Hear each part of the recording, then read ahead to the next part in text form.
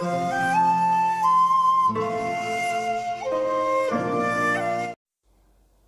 कृष्णा।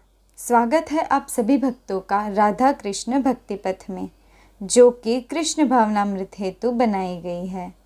आज हम बात कर रहे हैं एक ऐसे दिव्य व्रत की जो वर्ष की सभी एकादशियों का फल अकेले ही प्रदान कर देता है। जी हाँ, हम बात कर रहे हैं निर्जला एकादशी व्रत 2025 की, जिसे भीमसेन एकादशी भी कहा जाता है। इस दिन भक्तजन बिना जल ग्रहण किए उपवास करते हैं और भगवान श्री विष्णु की भक्ति में लीन रहते हैं। अगर आप पूरे वर्ष एकादशी व्रत नहीं कर सकते तो केवल इस एक व्रत को करने से ही वर्ष भर की सभी एकादशियों का फल मिल सकता है। निर्जला एकादशी का शाब्दिक अर्थ है बिना जल के एकादशी। शास्त्रों में इसे एकादशी व्रतों का राजा कहा गया है। यह व्रत ज्येष्ठ मास के शुक्ल पक्ष की एकादशी को आता है, जब गर्मी अपनी चरम पर होती है और जल का त्याग सबसे कठिन होता है। इसी कठिनाई में छिपा है इस व्रत का गहन आध्यात्मिक महत्व। इस व्रत को करने से सभी पापों का नाश होता है। भूत, वर्तमान और भविष्य के दोष मिटते हैं। पितरों को शांति मिलती है। जन्म जन्मांतर के बंधनों से मुक्ति मिलती है और अंत में भगवान श्री विष्णु के लोक में स्थान मिलता है।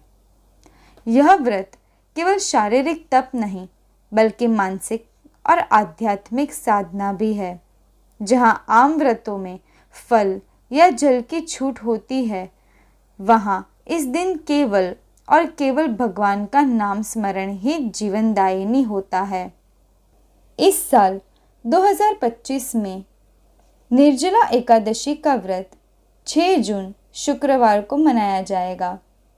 यदि आप वैष्णव परंपरा के अनुयायी हैं, तो पांडव निर्जला एकादशी का व्रत 6 जून 2025 शनिवार को मनाया जाएगा और पारण समय है 8 जून 2025 रविवार के दिन सुबह 5:56 से लेकर 7:20 तक। तो आइए अब जानते हैं इस दिन की पूजन विधि के बारे में। निर्जला एकादशी की पूजा विधि अत्यंत विशिष्ट और मर्यादित है। इस दिन व्रती को ब्रह्म मुहूर्त में उठकर स्नान करना चाहिए। यदि संभव हो तो गंगा जल से स्नान करना विशेष पुण्यदायक माना गया है। उसके बाद पूरे घर को गंगा जल से शुद्ध करें। एक साफ चौके पर भगवान श्री हरि विष्णु की प्रतिमा या चित्र स्थापित करें। भगवान श्री विष्णु को पंचामृत से स्नान कराएं।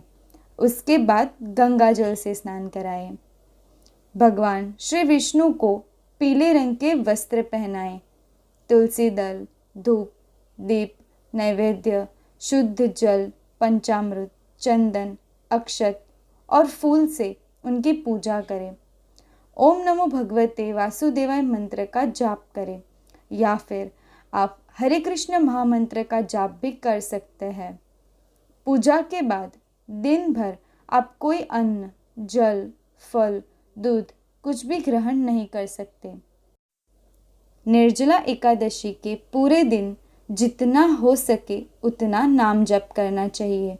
मंदिर जाएं, भगवान श्री विष्णु के दर्शन करें, तुलसी माता की पूजा करें और उनकी परिक्रमा करें। दिन भर मौन रहना या कम बोलने का प्रयास करें। ध्यान करें और ईश्वर का स्मरण करें। रात्रि में भगवान श्री विष्णु नारायण की आरती करें। रात्रि में जागरण कर कर भगवान श्री लक्ष्मी नारायण का संकीर्तन करें। तो आइए अब जानते हैं इस दिन की व्रत कथा के बारे में। महाभारत काल में भीमसेन बहुत ही शक्तिशाली और भोजन प्रिय थे। उनके सभी भाई एकादशी व्रत करते थे, लेकिन भीमसेन को भूख अधिक लगती थी। इसीलिए वे एकादशी व्रत नहीं कर पाते थे।